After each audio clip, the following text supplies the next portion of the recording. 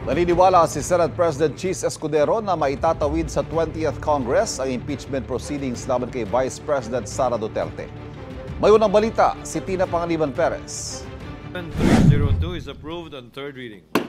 Dahil 3 araw ng sesyon na lang ang natitira sa 19th Congress, naghain ng mosyon sa plenaryo ng Senado ang Senate Minority Bloc para simulan na ang impeachment proceedings laban kay Vice President Sara Duterte. Sabi ni Senate Minority Leader Coco Pimentel, matindi na ang batiko sa Senado dahil hanggang ngayon hindi pa nila inaaksyonan ang articles of impeachment laban sa Vice Presidente na ipinadala ng Kamara noong February 5. Not only do many believe that the Senate is heading to a no-trial scenario, worse, many have opined that simply by inaction or by merely refusing to convene as the impeachment court, the Senate seems to believe that it can effectively dismiss or defeat an impeachment complaint duly filed and transmitted by the House of Representatives.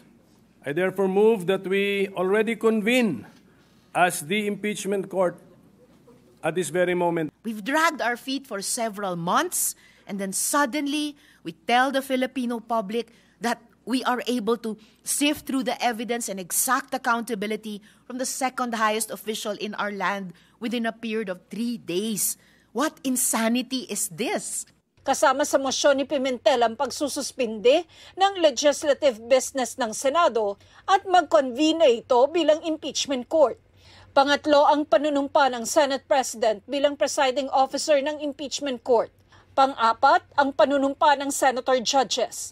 Panlima, talakayin ng impeachment court ang kaso laban kay Vice President Duterte at gumawa na ng trial calendar.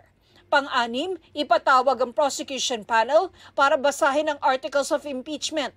At pampito, isyuhan ng writ of summons si Vice President Duterte. Sinagot naman ni Senate President Chis Escudero ang ilan sa mga naunang napag-usapan sa sesyon, pati ang ilang ipinupukol na puna sa Senado. Kinwestiyon niya ang mga panawagan kaugnay ng salitang forthwith sa konstitusyon at agarang pag-aksyon dapat ng Senado. Gayong sa Kamara, hindi agad na i-transmit ng Secretary General ang impeachment complaint sa opisina ng House Speaker. Nasaan ang probisyon ng saligang batas? Desisyon ng korte nag-iinterpreta doon na nagsasabing agad-agad nga ang ibig sabihin yan, samantalang hindi naman agad-agad ang interpretasyon ng salitang immediately ng Kamara. Kung talagang immediately ang gusto, edi sana ang sinulat ng mga nagsulat ng konstitusyon, immediately din tayo. If the prosecutors themselves, the complainants themselves were not that interested and sat on these complaints for over 2 months, tayo bigla ngayon, mamadaliin nila. Bukod sa konstitusyon, kailangan din daw sundin ng Senado ang Senate rules at mga precedent o yung mga naging hakbang sa nakaraang impeachment cases. Sinampa ang impeachment complaint laban kay Pangulong Estrada magno Nobyembre. Noong nag-recess ang Senado, tumigil ang trial. Nag-resume sila pagkatapos ng recess. May nagreklamo ba? Binanggit din ni Escudero ang pagbibitiw sa pwesto ni dating Ombudsman Merceditas Gutierrez bago makapag-set ng impeachment trial niya. Pinagpasahan nila. Resign na pala eh. Wala na tayong kailangan gawin. Naalala niyo po yung debate? Na meron pa namang penalty of absolute perpetual disqualification. That was discussed. Wala pong nagsabi, hoy, inaabandon na ninyo ang inyong constitutional duty nung ginawa ng Senado yun. Kaugnay naman sa posibleng pagtawid ng impeachment proceedings kay Vice President Duterte sa 20th Congress, tingin ni Escudero, mangyayari ito. Binanggit ni Escudero ang pag-uusap noon ng mga bumuo ng 1987 Constitution na sa impeachment proceedings, kikilos bilang judicial body ang Senado. Kaya hindi ito dapat apektado ng mga patakaran ng legislative sessions.